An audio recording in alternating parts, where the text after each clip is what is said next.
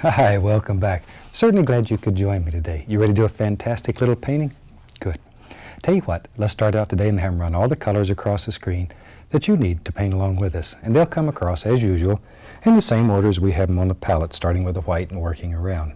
Let me tell you what I've already done today. Today, as you can plainly see, we have a black canvas up here. Now we get this by just taking a white canvas and covering it with black gesso, letting that dry completely. Then on top of that, I've taken today and I've covered the whole canvas with a thin, let me say that again, a thin coat of liquid clear. And then over the top of that, I've just put a tiny, tiny bit of phthalo blue. So we have liquid clear and then phthalo blue. I put the clear on there only to make the blue go much easier. And I want a very thin coat of the blue in there. I don't want a whole bunch today. And I thought maybe today we'd do a fantastic little winter scene, and I'll show you how easy that can be. Let's start out with a little titanium white. Just a small amount. We'll use a 1-inch brush, but we could use any old thing. 2-inch brush would work just as well, but since we picked this one up, we'll use it. Now then, I want to make the indication here of just happy little cloud things that are happening. There. And we're just sort of going to bounce this around and let it play and just make all kinds of little shapes.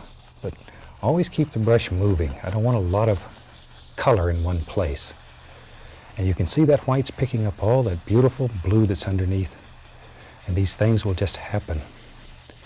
If you've painted with me before, you know I mention quite frequently when you're doing these black canvases with a transparent color on them, that if you put the color on before you start painting in front of someone, and then you start this and you take your brush and go into a little bit of white paint and then touch this, people will think it's magic because they won't understand why this is happening. There we go. And it really makes it's a sensation when it happens. People just go crazy over it. So if you're ever out painting for someone, think about these. They're a lot of fun. On the black canvases, you'll find that color stands out much, much more than it does on a white canvas. Just jumps out at you. Use that to your advantage. I love these black canvases. You can create some of the most striking effects, and they're very simple to do. This black gesso is one of the neatest things that I've ever came up with. There. Now then, see, we left a lot of these holes in here though. Don't just cover it all up. Leave these spots. Now watch. We'll take a good, clean, dry 2-inch brush, and let's just begin blending this together. Now you can blend this to any degree of lightness or darkness that you want. The more that you work it, and I'm just using the corner of the brush, the more that you work this, the darker it'll become, because it'll pick up that color that's underneath. So you have to make a big decision right off in this painting. How dark do you want your sky, or how light?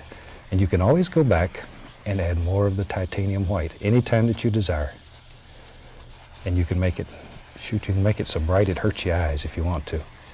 And that's an individual thing. You make it any way that makes you happy. There we are. See, and that quick, we have a very nice, effective little sky. And just very gently we'll blend the brush strokes out. But by putting this liquid clear on here, then you can put a very, very small amount of phthalo blue. So when you put the white, it's not so bright blue that it hurts the eyes.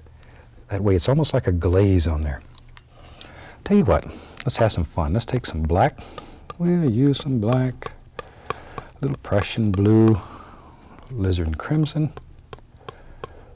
a little Van Dyke brown. What the heck, doesn't matter. Whatever you want. Let's build us a little mountain in this one. Pull the paint out as flat as you can get it. Go right down here with a knife, cut across, and get that small roll of paint. Lives right out of the end of the blade. There we go. Now then, come right up in here. You have to make a big decision. See, we start right in here. Decide where you want your mountain to live. And now all we're looking for is a nice top shape. We're not worried about the bottom of the mountain or anything else at this point. The only thing we're trying to do is get us a basic shape in here. So make up a shape, or look at mountains in your area, or get a nice book that has mountains in it, whatever. Mountains come in all shapes and sizes. Some big, some small, some dark, some light. They're like people. They have personalities that are different and unique. So when you make your mountain, don't just try to copy this one. Make any kind of mountain that makes you happy.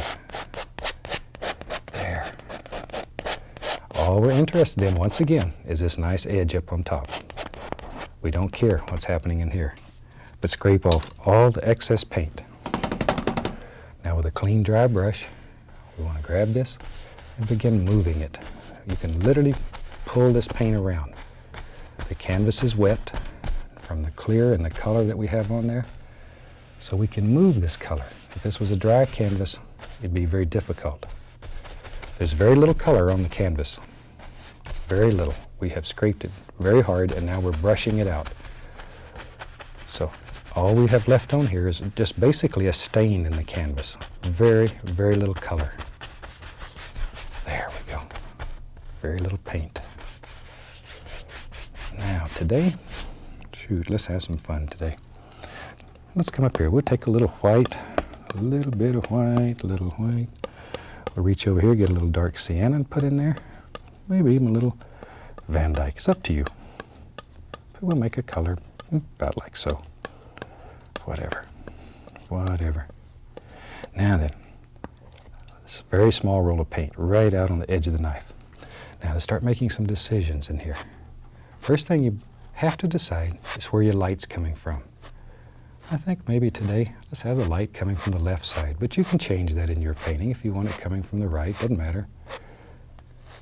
And begin thinking about little ideas and basic shapes and how you want things to be in your world here. See, maybe there's a little thing that comes right down. We don't know. Maybe it comes down like that. There. Just sort of let it go. Maybe it comes right on down. Mountains are a great deal of fun, and mountains will teach you how to use the equipment, teach you how to use the knife. And that's fantastic. If you learn to use this knife, you can't believe what it'll do. But you have to make friends with it. You have to devote a little time to working with it. But very quickly, you'll be doing things with it that you didn't believe was possible to do with a big old thing that looks like a putty knife here. There. Just begin thinking about the shapes that you want in there. Maybe out here, just a little indication. But you barely touch the canvas. Allow the knife just to sort of graze it, to slide along. Just float through here. The lightest touch that you can come up with is just right. Absolutely just whisper. Absolutely whisper. Probably one of the biggest questions that I hear over and over again is, why can't I make this paint break like this? Two things normally cause the problem. Either the paint is too thin, because you need a very dry, thick paint to do this, or the other thing is applying too much pressure. Very little pressure. A little bit right there. Just enough to let a little light tweak right through there. Now then, we'll take a little white, maybe a little of the Prussian blue, a little alizarin crimson. Will make us a nice lavender color, but very dark. This is going to be the shadow, so we want it to be quite dark. Once again, our little roll of paint. Now then, we can begin coming back in here, and we don't want too much, but here and there, just put the indication of some little highlights that live in here. Now, it's very easy to get carried away with these. Once again, we don't want too many, just a few, just a few. Keep them quite dark. There, and now you can begin putting in indications of individual little things in here. All kinds of little things. Just wherever you think they should be. Just a few, though. Once again, this will get too bright on you very easily. So don't overdo. It gets to feel good sometimes, and you just keep going and going and going, and then you have to go back and put your dark back in. But you can do that too. That's not a big deal. You can go back and And put your dark right back in. There we go. See, there's a lot of different things happening up here in this mountain. It's just not a plain old mountain. There's a lot of things. Maybe, let me take a little bit of titanium white with the least little touch of phthalo blue in it. Just the least little touch. Just want to cool it off a little. There we are. Just a little. Pull it out flat. And once again, our little roll of paint. Now maybe there's some snow lays right in here. Maybe there's a little glacier. Shoot, who knows? Just begin thinking about the shape and form and how it would lay in there. There. See there? We just put it in very lightly. A little bit more of the blue and white. There. And that blue gives it sort of a cold feeling. Blue is a very cool color. So maybe it comes right down there. So we don't know where it goes. Just let it sort of bend around and play in there. It climbs up the side of that. You can go back into your browns. Just sort of bring it all together. But it's unbelievable what you can make here. Back into the browns as we get farther down this mountain. But see how that color stands out against that black background. It's fantastic. Absolutely fantastic. Maybe up in here, it's a little too sharp for me. I want to break that up a little so it's not quite as sharp. There.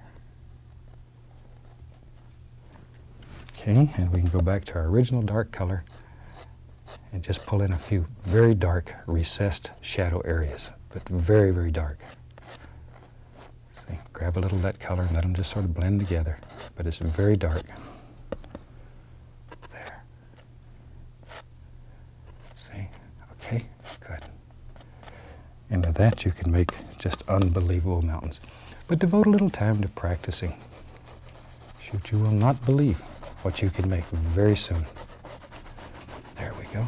And here I'm just rubbing very hard, just to push all that color right into the fabric.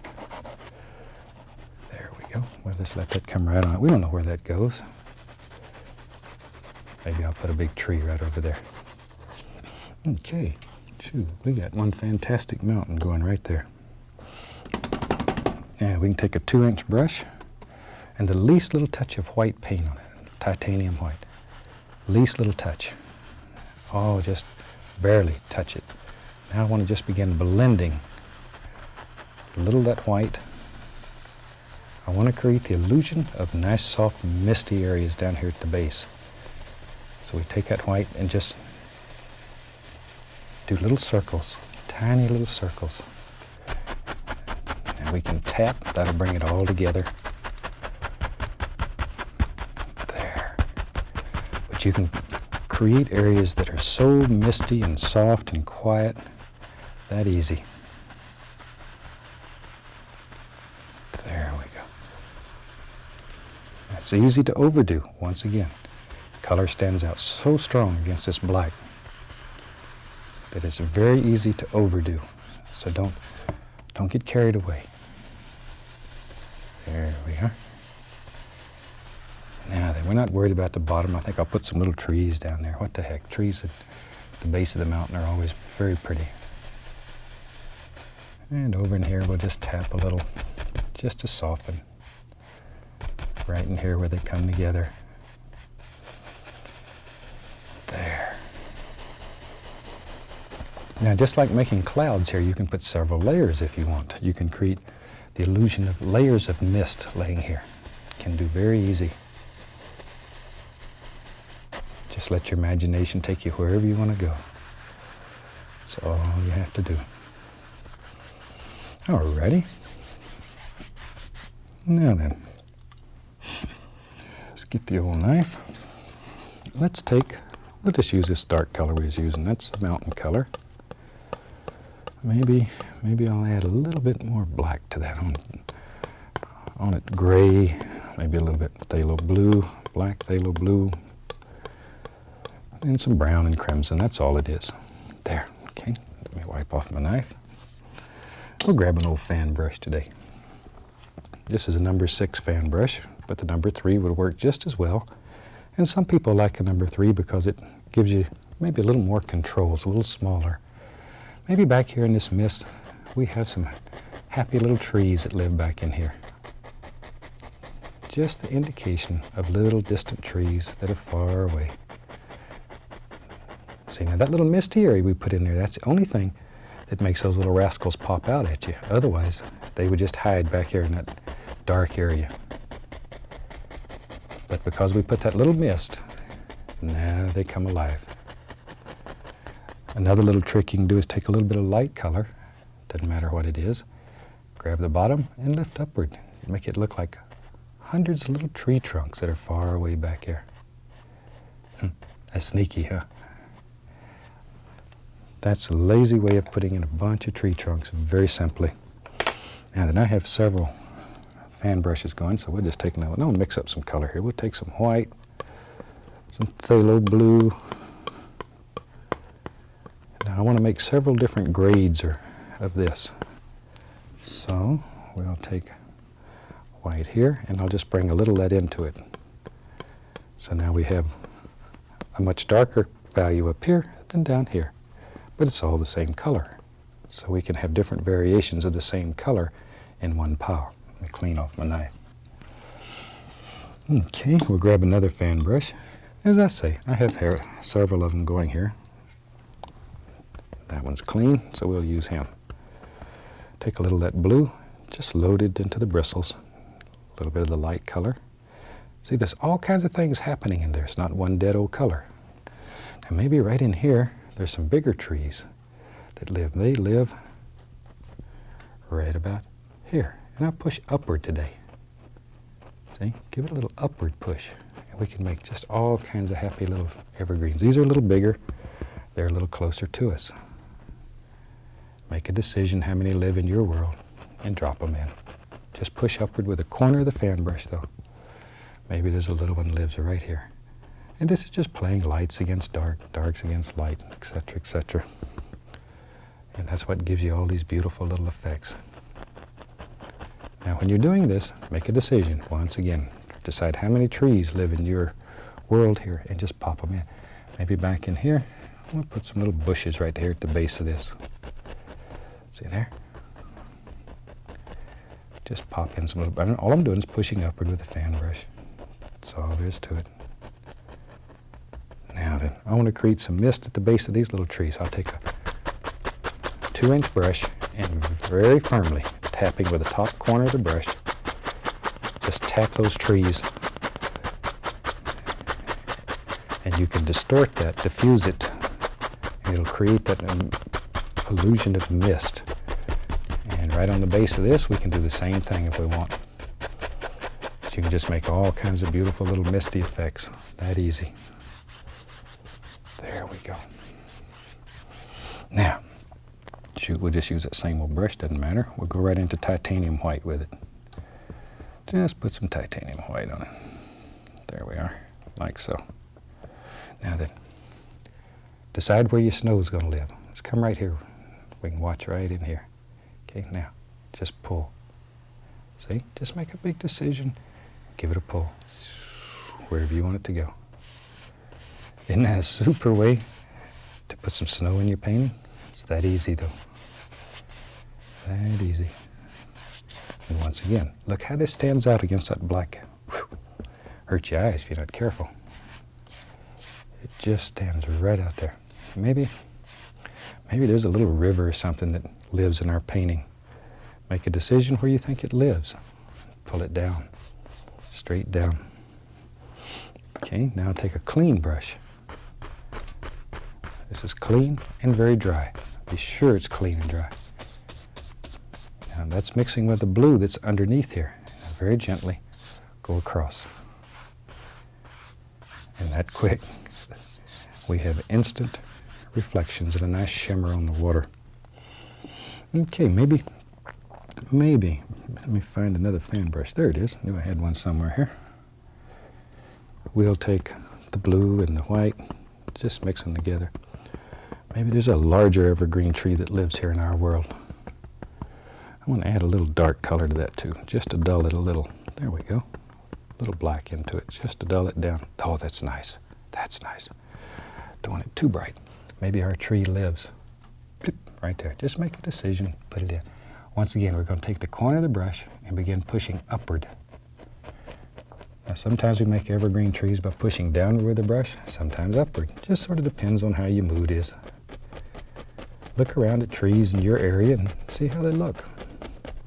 Or how you're feeling that day. Whatever. They're individuals, just like painters. So you make them any way that you want them. There. Just want to show you different ways of making them. And you decide. Maybe there's some little grassy things coming down through here. I don't know. Now we can take the fan brush and begin making big decisions where all this lives. Very gently, barely touching. Just caress the canvas and smooth all that out. See, here that comes. We'll make a distinct little peninsula that comes right down into the water there. There. Like so. But just barely touching. You can make this so smooth it looks like silk. Or you can leave it a little rough. It's up to you. Up to you. Now you know me. I always think these are such beautiful places to live. Maybe let's have a little cabin that lives right here. Easiest way that I found to make a cabin is start by scraping out a basic shape. This does two things.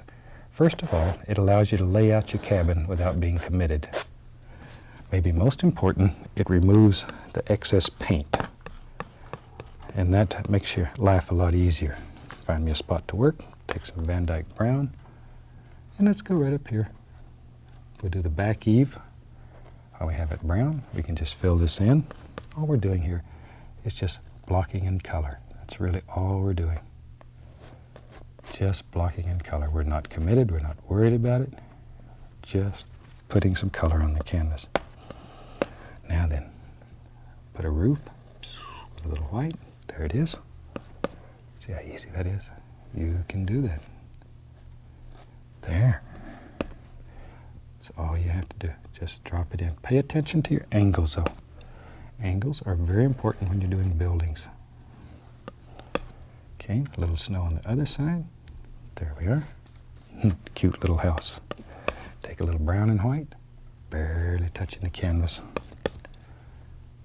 Make us look like old wood, tired old wood. Now on the other side, if you put anything over here at all, very dark, because it's going to be in shadow. Okay, maybe, tell you what, I have a little door here. That's all you got to do. Take a little color on the knife, a little dark color, you can cut through. Make indication of some boards. We'll do a cabinectomy. There you go. Just cut it off to whatever size you want. That easy. With our fan brush, come back in here, lay a little snow down here at the bottom. Take a little blue and white, make the indication maybe of a little path coming out there. I don't know. Whatever. Just make up little stories in your mind. Maybe there's an old trapper lived here. Maybe one day he fell off in here in the river. Shoot, who knows? We don't know. Tell you what, let's get crazy. Let's take some dark color. We'll take some black, some phthalo blue, Prussian blue, lizard crimson. It don't matter, as long as it's good dark color on a 2-inch brush. You know me, I love these old big trees. Let's do a big tree. Let's go right over here on this left side. Maybe in our world lives a big tree right there. I'm going to do them the same way I did the little ones. Take the corner of the brush and just give it little upward pushes. That's all there is to it. See there? Think about shape and form. Don't just hit it random though. And you can create a beautiful tree just using this great big old brush. That's all there is to it. Big tree. Let's go on the other side. We don't want it left out. Maybe this tree over here is a monster. Maybe it went clean off the canvas. All right, we can do that too. We have no limits to our world. You're only limited by your imagination. only limited by your imagination. And the good Lord puts no boundaries on that, so we can go anywhere we want to go with our imagination. Don't even have to see your friendly travel agent for that. There. Anywhere you want to go. Maybe this tree lives right out here. Shoot, right in front of our house. There we go. Just coming right over like that. That pushes that cabin way back here in the woods. Like that. Maybe there's some bushes and stuff that live down in here. Now then, without cleaning the brush, I'm just going to go into a little touch of white and phthalo blue. Now then, go right back up here and very lightly decide where your highlights are and just push upward the same way. But don't overdo. You want this tree to stay quite dark. And just put in the indication of a few happy little highlights here and there. There, see there? Isn't that something? There's some right here. Like that. And we'll go on the other side and give this little tree some. We don't want him left out. There he is. But still thinking about shape and form and all those happy little things that go on in there. It's most important. Now, back to our fan brush. Let's put over here. So you can use this fan brush. Maybe there's big stones and stuff all underneath here. We don't know where it is. See, you can put all kinds of things by just jiggling and wiggling that brush. Looks like this is rough. That's what my dog said, and he set down the sandpaper. He said rough. On the other side, a little touch right there. Like that. Isn't that a fantastic way to do a beautiful little winter scene? Put a few little finishing touches in there. Shoot, that son of a gun's all done. Hope you've enjoyed this one. It'll really give you a nice painting to do. So I think we'll call that one finished. And from all of us here, happy painting and God bless, my friend.